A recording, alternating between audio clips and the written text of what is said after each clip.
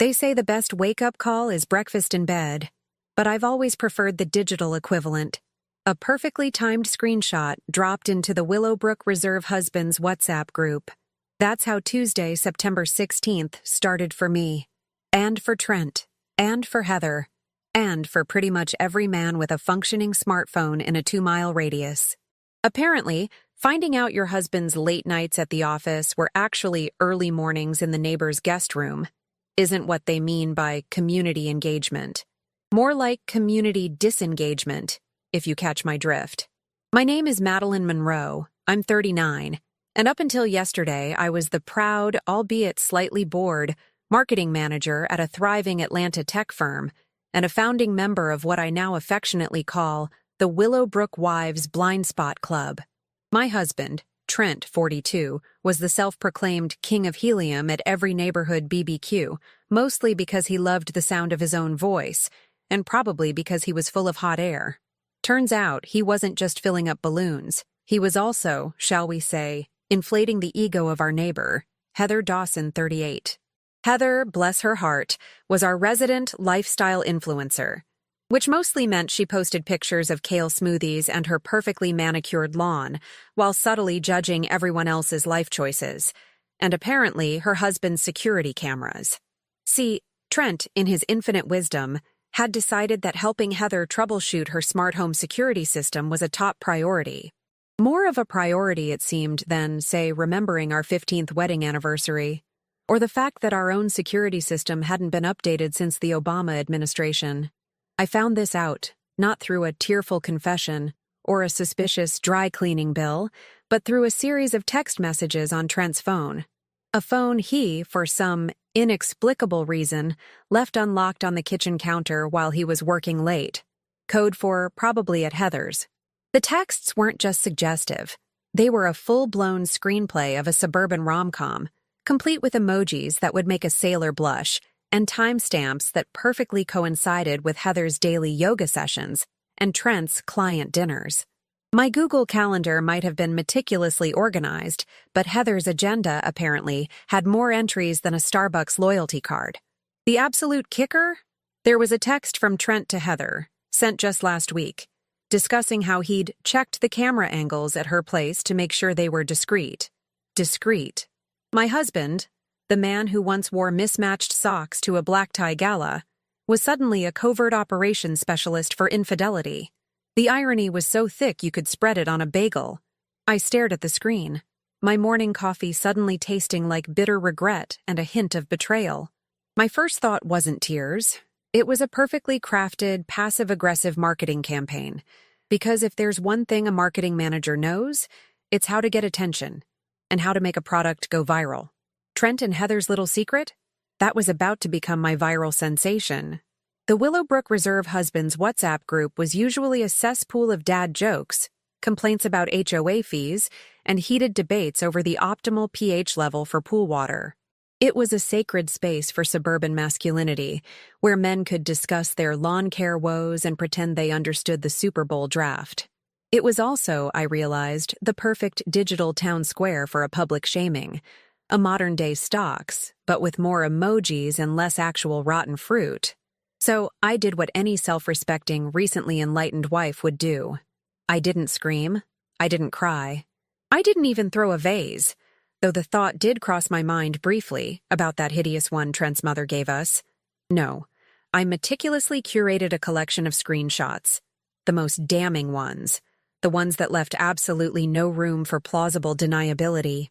The ones that included the words your place and my place with alarming frequency, and a particularly graphic description of Trent's stamina that made me gag a little. Then, with the precision of a surgeon and the cold fury of a woman scorned, I dropped them, one by one, right into the Willowbrook dad's chat, between a meme of Tom Brady looking confused and a lengthy discussion about a broken sprinkler head on Elm Street. The silence that followed was deafening, even through a screen, for about 20 seconds. Then, the notifications started pinging like a broken slot machine. My phone, which I'd strategically placed on silent, vibrated with the fury of 1,000 suburban dads realizing their perfectly curated lives were about to become a dumpster fire. The HOA, which usually took weeks to address a rogue recycling bin, was about to become Jersey Shore in approximately T-5 minutes. The carefully constructed empire of appearances on Quad 3 was about to go down faster than Trent's credibility. I wasn't just exposing an affair. I was exposing the entire fragile ecosystem of our perfectly manicured, perfectly fake neighborhood. And honestly, it felt like a Black Friday of exposed secrets. Anyone who wanted to enter the behind-the-scenes drama of Trent and Heather's little rendezvous, all they needed was popcorn, and maybe a strong drink. The best part? Kevin Dawson, Heather's husband, a man whose personality was as beige as his khakis, didn't just thank me. Oh no. He took it a step further. He exposed the daily schedule of their yoga sessions at the very next HOA meeting, in front of Mrs. Henderson's prize-winning zucchini bread and a room full of bewildered neighbors. He even brought printouts of Heather's Google Calendar, which, it turned out, was less about mindfulness and more about Trentfulness. Here in Willowbrook, revenge isn't just served cold. It's served with free Wi-Fi, passive-aggressive emojis, and a side of community-wide scandal. My next step? Pushing for a reform of the HOA rules. Or maybe just a collective marriage counseling session for the entire block. Because if there's one thing I learned, it's that some secrets are too juicy to keep confined to a private chat, and some husbands are just too stupid to cover their tracks. The digital explosion in the Willowbrook Reserve Husbands chat wasn't just a ripple, it was a Category 5 hurricane hitting a perfectly manicured coastline.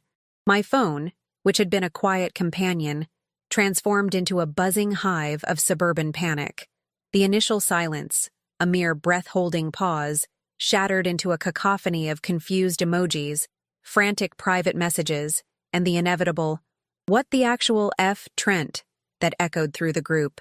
I watched it all, a detached observer sipping lukewarm coffee, feeling a strange mix of vindication and a hollow ache that settled deep in my chest. This wasn't joy. It was the cold, hard satisfaction of a strategic strike. Trent, bless his oblivious heart, called me exactly 37 seconds after the final screenshot landed. His voice, usually a booming instrument of sales pitches and BBQ boasts, was now a high-pitched squeak of disbelief. "Meline, what in God's name have you done?" he shrieked, as if I had just declared war on the entire HOA. I imagined him, probably still in his working late clothes, staring at his phone, his carefully constructed world crumbling faster than a stale cookie. "I've merely provided a public service announcement, darling," I replied, my voice as calm and collected as a news anchor reporting on a minor traffic delay. "Consider it a wake-up call for the entire community, and for your conscience, if you can locate it." He sputtered, threatened, and then, predictably, descended into a pathetic plea for me to take it all back, as if the internet had a magical undo button for public humiliation. Meanwhile, across the cul-de-sac, Heather Dawson's perfectly curated world was likely imploding with the force of 1,000 kale smoothies hitting a concrete wall. Her Instagram, usually a shrine to domestic bliss and filtered perfection, was probably experiencing a sudden dramatic drop in engagement. The lifestyle influencer was about to become the lifestyle cautionary tale. I pictured her frantically deleting comments, her perfectly manicured fingers flying across the screen, trying to erase the digital footprints of her indiscretions. It was a futile effort. Once something goes viral in Willowbrook, it's etched into the digital stone tablet of suburban legend. The real show, however, was unfolding in my own living room. The doorbell rang incessantly. My phone, despite being on silent, was a vibrating inferno of texts and calls from the Willowbrook Wives Blind Spot Club. My former confidants, now a confused chorus of, "Is this true?" and, "Oh my God, Meline, are you okay?" I ignored them all. This wasn't a pity party. It was a carefully orchestrated demolition. I wasn't looking for sympathy. I was looking for a clear path forward. One message, however, stood out. It was from Kevin Dawson, Heather's husband. "Meline, I saw the group. Thank you. Can we talk?" His message was devoid of emojis, devoid of his usual corporate jargon. It was raw, direct, and surprisingly, a lifeline. I hadn't expected gratitude, but I also hadn't expected such a swift public acknowledgement of the truth from the other side of the fence. It confirmed my suspicions. Kevin was just as clueless, just as betrayed, and perhaps just as ready for a reckoning. The neighborhood, usually a quiet tableau of manicured lawns and polite nods, had transformed into a buzzing hornet's nest. Curtains twitched. Whispers carried on the gentle breeze. The air, usually thick with the scent of freshly cut grass, was now heavy with scandal. Children, oblivious to the adult drama, still rode their bikes down the street, their innocent laughter a stark contrast to the simmering tension beneath the surface. Every car that drove by seemed to slow down a fraction. Every dog walker seemed to linger a moment longer. We were no longer just the Monroes. We were the central characters in Willowbrook's latest, most explosive drama. As the initial shockwaves subsided, a different kind of silence settled in. Trent had stopped calling, probably holed up somewhere, strategizing his pathetic defense. Heather was undoubtedly doing the same, perhaps crafting a carefully worded apology for her misguided yoga journey. But I wasn't interested in apologies. I was interested in consequences. My mind, a marketing manager's mind, was already moving beyond the initial launch of the scandal. This wasn't just about exposing. It was about reshaping the narrative, about reclaiming my own story. I walked through my house, the quiet hum of the refrigerator the only sound. 15 years. 15 years of shared holidays, mundane routines, and the quiet assumption of fidelity. No children had filled these rooms, leaving a different kind of emptiness now, one that echoed with the silence of unspoken truths. The pain was there, a dull throb beneath the surface of my controlled fury, but it was overshadowed by a fierce resolve. I wasn't a victim. I was a strategist. My next move wouldn't be impulsive. It would be calculated. The Black Friday of exposed secrets had been a success, but the sale wasn't over. I needed to leverage the current chaos, to channel the neighborhood's morbid curiosity into something productive. Reforming the HOA rules wasn't just a flippant comment. It was a metaphor. It was about reforming the unspoken rules of trust and deception that had governed our seemingly perfect community. I opened my laptop, ignoring the dozens of unopened messages. This wasn't about revenge in the traditional sense, though a healthy dose of schadenfreude was certainly a bonus. This was about power, about taking back control, about ensuring that Trent and Heather's actions had repercussions that extended beyond a few awkward glances at the next community potluck. The coffee, now stone cold, still tasted bitter, but it also tasted like a new beginning. A beginning where Meline Monroe wasn't just a wife, she was a force to be reckoned with. The Willowbrook Reserve had just learned that some wake-up calls come with a side of digital dynamite, and I was just getting started. Kevin Dawson's message, "Meline, I saw the group. Thank you. Can we talk?" hung in the digital air like a misplaced Christmas ornament in July, unexpected, a little sad, and utterly out of place. My first instinct was to ignore it. After all, I wasn't collecting thank yous. I was collecting evidence. But then, the marketing manager in me kicked in. This wasn't just about my story. It was about a shared narrative of betrayal. Kevin was a fellow casualty, a collateral damage in the suburban war of Trent and Heather's egos, a potential ally, or, at the very least, a data point. I decided to meet him at the only neutral ground in Willowbrook that wasn't crawling with gossiping housewives, the Starbucks on Main Street, precisely at 6 a.m., before the morning rush of latte-fueled suburbanites. He looked like a man who hadn't slept in days, his usually pristine corporate attire replaced by a rumpled polo shirt that screamed, "I gave up."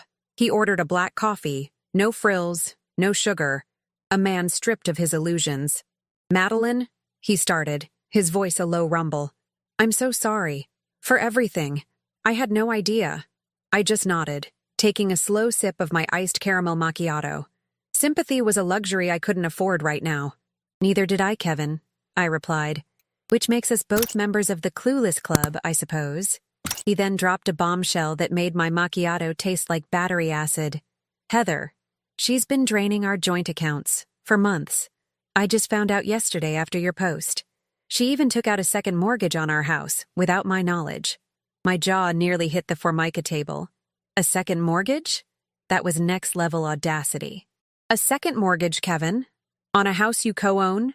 He nodded, looking utterly defeated. She forged my signature. I found the papers. She used the money to invest in her brand, she said. Her lifestyle brand was apparently built on a foundation of fraud. That's when a chilling thought hit me.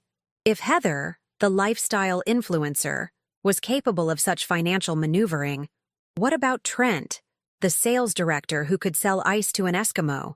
My husband, the man who preached fiscal responsibility while probably juggling 3 separate lives. The thought sent a jolt through me, sharper than any espresso shot. I thanked Kevin for the coffee and the information, leaving him to his black coffee and his shattered reality. My own reality was about to get a whole lot darker. I spent the rest of the day in a self-imposed lockdown, my home office transforming into a war room. I pulled up every joint bank statement, every investment portfolio, every credit card bill we'd shared over the past 5 years. Trent handled most of our finances, a traditional arrangement that now felt less like trust and more like a carefully laid trap.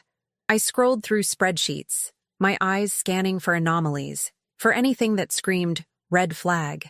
It was like looking for a needle in a haystack, but I had a feeling my needle was made of pure gold, or rather pure deceit.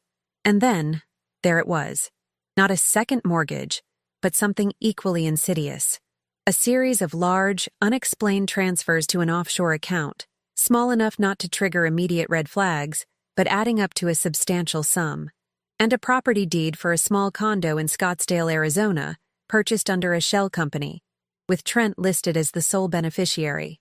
Scottsdale. Of course. The desert oasis where work trips could easily morph into secret family vacations. It was a classic move, straight out of the How to Hide Assets from Your Soon-to-Be Ex-Wife playbook. The dates on the transfers and the condo purchase aligned perfectly with Trent's peak travel season for work. The man wasn't just cheating, he was financially gaslighting me. The realization hit me like a ton of bricks from Home Depot. This wasn't just about a broken heart, it was about a broken bank account. Trent wasn't just a cheater, he was a thief. He had been systematically siphoning off our joint assets, preparing for a future that didn't include me, a future where he could ride off into the Arizona sunset with his new family, leaving me to pick up the pieces of a life he'd meticulously dismantled. The anger that had been simmering beneath my sarcastic exterior now boiled over, a righteous fury that felt both terrifying and exhilarating. But Meline Monroe, marketing manager, wasn't about to become a train wreck of emotional despair.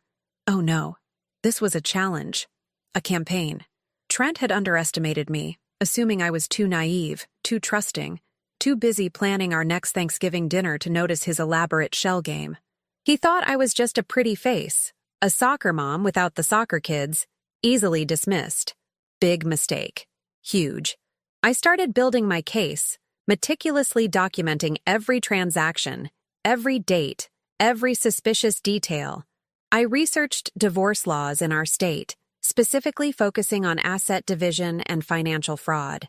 I even found a few online forums for betrayed spouses that offered surprisingly good legal advice, interspersed with the usual spill the tea and throw shade comments.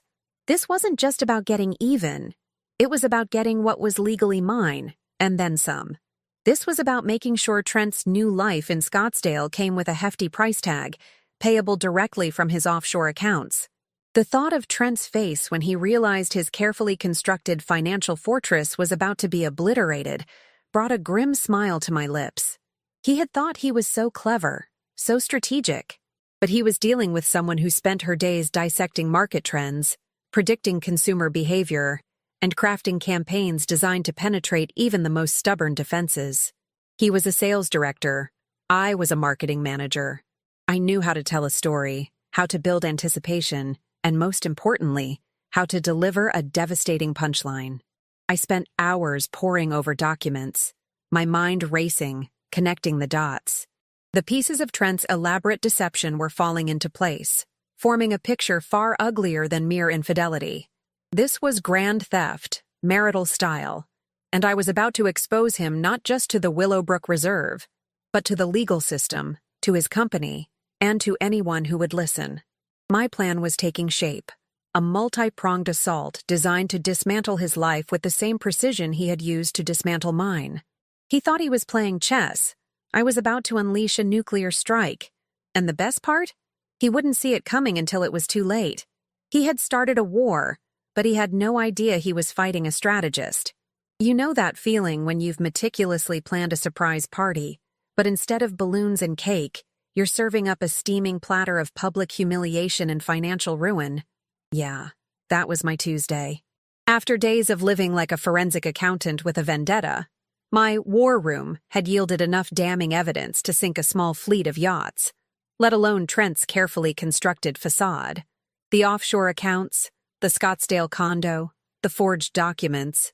It was all neatly packaged, cross-referenced, and ready for its grand debut. My first move was less about a bang and more about a strategic surgical strike. Trent was a sales director, a man whose entire existence revolved around his reputation and his corporate image. So, I went straight for the jugular, his company. I didn't just send an email, I crafted a presentation. Think Shark Tank meets Dateline, but with better graphics and a protagonist who wasn't afraid to use a few well-placed gifs of dumpster fires. I anonymized the initial tip, sending it to HR and legal simultaneously, complete with a link to a secure cloud folder containing the unredacted evidence. The subject line? Urgent. Potential financial misconduct and breach of fiduciary duty by senior employee. Subtle, right? I wanted them to smell the corporate scandal from a mile away. The fallout was swifter than a drive-through order at Chick-fil-A. Within hours, I got a call from a very serious-sounding woman in HR, followed by an equally grim-faced lawyer from Trent's firm. They wanted to discuss some serious allegations. I played the part of the concerned, heartbroken wife perfectly, my voice trembling just enough to convey distress, but firm enough to imply I wasn't backing down. I don't understand how Trent could do this, I'd sigh dramatically. He was always so meticulous with our finances. I only stumbled upon these irregularities by accident. Accident, my ass.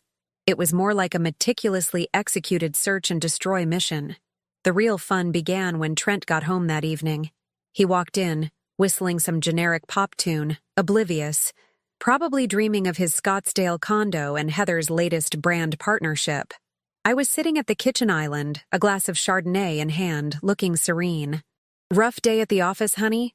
I asked, my voice dripping with sweetness that could curdle milk. He grunted, loosening his tie. "Just a lot of paperwork. Some internal audit crap." "Oh, honey, you have no idea." Then his phone rang. It was his boss, a man Trent usually revered like a minor deity. I watched his face drain of color as the conversation progressed. "What? No, that's impossible. I can explain. But my job?" He hung up, his hand shaking. They suspended me. Indefinitely, pending an investigation into financial irregularities. What the hell, Madeline? Did you do this? I took a slow, deliberate sip of my wine. "Darling," I said, a smirk playing on my lips. "I merely provided some, shall we say, alternative facts about your fiscal responsibility. Turns out, offshore accounts and secret condos aren't exactly company policy." Who knew? His face was a masterpiece of shock, anger, and dawning horror. It was better than any Netflix drama. He started yelling, sputtering about defamation and ruining his career. My career? Trent, you were building a whole new life behind my back using our money. Consider this a severance package, American style. But the corporate takedown was just the appetizer. The main course involved Heather. Remember our little support group for Trent's victims? It had grown, exponentially. Kevin, emboldened by my initial move, had started sharing his own story of Heather's financial shenanigans within the group. And then, a few other women, who had dated Trent before me and had similar unexplained financial losses, started chiming in. It turned out Trent had a pattern, a playbook for preying on financially stable women. He was less a sales director and more a professional asset stripper. The group, now a veritable online army, decided it was time for a public service announcement. We didn't just post, we coordinated. A flurry of posts hit social media, Facebook, Instagram, even a few local neighborhood groups on Nextdoor. Pictures of Trent and Heather, side by side with screenshots of the Scottsdale condo, the offshore account details, redacted for privacy, of course, but enough to make the point, and Kevin's story about Heather's forged mortgage. We used hashtags like Stan Willowbrook Reserve Scandal, Sales Director Scam, and On Influencer Fraud. It was a digital scarlet letter, painted across the suburban landscape. Heather's lifestyle brand imploded faster than a cheap tent in a hurricane. Her sponsored posts were suddenly flooded with comments like, "Is your luxury lifestyle funded by fraud?" And, "Are those designer bags paid for with stolen money?" Brands started dropping her faster than a hot potato. Her carefully curated image of aspirational perfection shattered, revealing the desperate, manipulative woman underneath. Kevin, bless his heart, even found a few of her old investment clients who were now demanding their money back, threatening legal action. It was a beautiful, chaotic symphony of consequences. The local gossip mill, already working overtime, went into overdrive. The PTA meetings, the book clubs, the Starbucks lines, everyone was buzzing. Trent, once the charming, successful sales director, was now that guy who got fired for fraud and had a secret family in Arizona. Heather, the influencer, was now that woman who forged her husband's signature and tried to steal from other women. Their meticulously crafted suburban dreams had become a dumpster fire for public consumption. My revenge wasn't about violence. It was about precision. It was about dismantling their lives piece by piece, using their own tools against them. Trent loved his corporate ladder. I chopped off the bottom rungs. Heather loved her social media fame. I turned it into a public pillory. It wasn't just satisfying. It was art. The divorce proceedings, once a looming dread, now felt like a victory lap. With the evidence of financial fraud, the judge was less inclined to see Trent as a wronged husband and more as a conniving opportunist. The Scottsdale condo? Gone. The offshore accounts? Frozen and under investigation. My legal team, a pair of sharp-witted women who appreciated a good underdog story, were having a field day. Trent, stripped of his job and his secret nest egg, looked less like a sales director and more like a lost puppy who'd just been told he couldn't have any more treats. As for Heather, her brand was in tatters, her social media presence a wasteland of angry comments and unfollows. She tried to spin it, of course, posting vague platitudes about resilience and overcoming adversity, but no one was buying it. Her carefully constructed empire of filtered selfies and sponsored content had crumbled, leaving her with nothing but a mountain of debt and a rapidly shrinking audience. It was glorious. The new normal wasn't just about being single, it was about being free. Free from the constant performance, the subtle gaslighting, the quiet desperation of a marriage built on lies. My house felt lighter, the air cleaner. I still had my job, my friends, who had rallied around me with an impressive array of casseroles and wine, and my sanity. Trent and Heather, on the other hand, were facing a future that looked a lot like a very uncomfortable couch, a mountain of legal bills, and a public reputation that was about as appealing as last week's leftovers. They had built their castles on sand, and I, Meline Monroe, had brought the tide. And let me tell you, the view from the shore was absolutely spectacular. They say living well is the best revenge. And while I'm not entirely sure living well means spending an entire Saturday morning debating the merits of different organic kale brands at Whole Foods, it certainly beats spending it wondering if your husband is currently buying a second set of matching bath towels for his other family. The dust had settled, the legal papers were signed, and the digital wreckage of Trent and Heather's lives was just there, a permanent fixture on the internet, like a monument to bad decisions and even worse judgment. Life, it turns out, has a hilarious way of course-correcting when you least expect it. Or, in my case, when you actively force it to course-correct with a sledgehammer of truth and a side of legal documents. I used to think my American dream was a white picket fence, a husband who wasn't a pathological liar, and maybe a golden retriever named Barkley. Now, it's a mortgage I can actually afford, a sense of peace that doesn't require a bottle of Chardonnay, and the quiet satisfaction of knowing I can finally pick out my own bath towels without consulting a focus group of one. The lessons learned? Oh, honey, they're practically a TED Talk waiting to happen. First, never underestimate a woman scorned, especially one with a decent Wi-Fi connection and a penchant for deep dives into public records. Second, happily ever after is less about finding your Prince Charming and more about realizing you were the damn queen all along, and you don't need a king to validate your reign. And third, if it looks too good to be true, it probably has an offshore account attached to it. Just a little life hack from yours truly. Trent, bless his misguided heart, is currently navigating the thrilling world of unemployment benefits and legal fees. His sales director swagger has been replaced by the weary slump of a man who just realized his entire house of cards was built on a foundation of cheap lies and poorer financial planning. He tried to fight the divorce settlement, of course, citing emotional distress caused by my malicious campaign. The judge, a no-nonsense woman who looked like she'd seen it all, and probably had, just raised an eyebrow and pointed to the stack of evidence.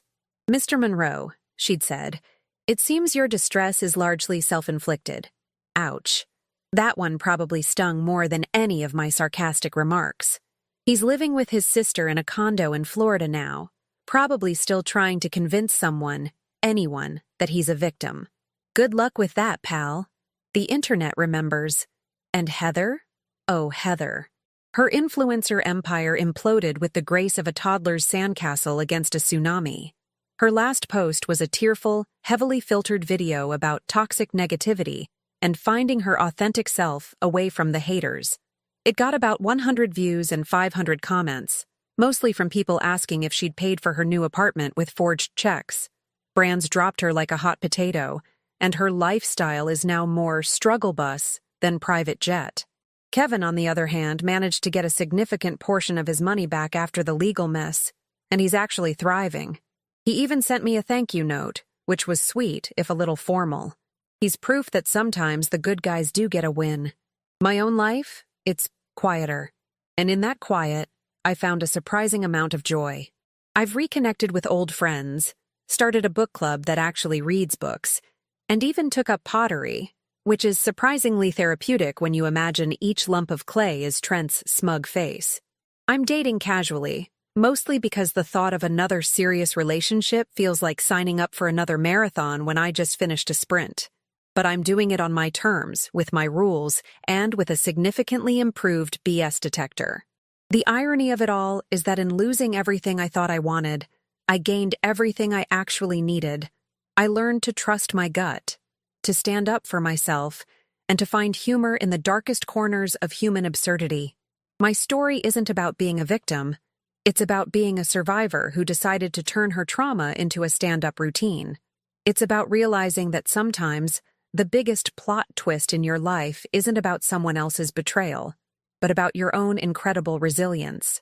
So, if you ever find yourself staring down a marital catastrophe, a financial betrayal, or just a really bad hair day, remember this: you're stronger than you think, smarter than they give you credit for, and probably funnier too. And sometimes, the best way to get your happily ever after is to burn down the old one and build a new, much cooler, and infinitely more authentic one from the ashes. And that wraps up today's story. Now we want to hear from you. Where are you watching from? Drop your city or country in the comments, and let's see how far these stories reach. If this story moved you or gave you chills, give it a like, share, and subscribe for more powerful stories. One last thing, rate the story from 1 to 10 in the comments. Your feedback helps us bring you even better ones next time. Thanks for watching. We appreciate you being part of this storytelling journey.